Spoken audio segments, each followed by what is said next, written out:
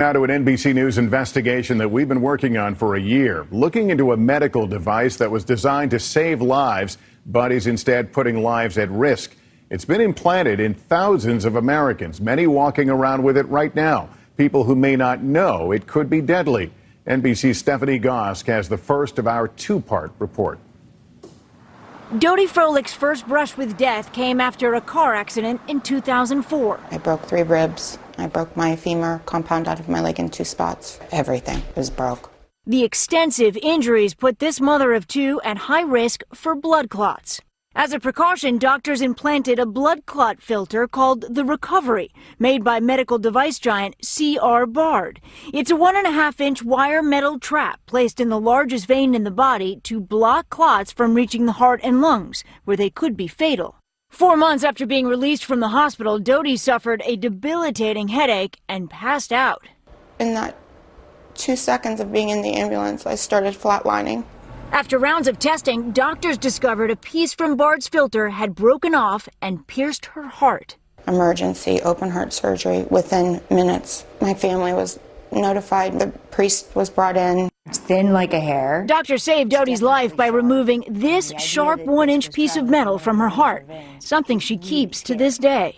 About 250,000 blood clot filters are implanted in patients like Dodie Froehlich each year, most without incident. 11 companies sell them in the U.S. But Bard's Recovery filter stood out early as a risky device. It's now associated with at least 27 fatalities and about 300 reported problems. It wasn't long after Bard put this filter on the market that the company knew it had an emerging crisis on its hands. These confidential documents obtained by NBC News raised some serious questions. Did Bard know it had a potentially fatal product? And did the company withhold that information from the public? By the time the filter leg punctured Dodie's heart, Bard had already hired a public relations firm that circulated a crisis management plan warning that unfavorable press could damage stock prices and ruin reputations. Bard executives hired an outside doctor to conduct this confidential study obtained by NBC News. The results? The Recovery filter had higher rates of relative risk for death, filter fracture, and movement than all of its competitors. Further investigation, the doctor wrote, is urgently warranted. But even as death and injury reports were climbing, the company decided not to recall the filter.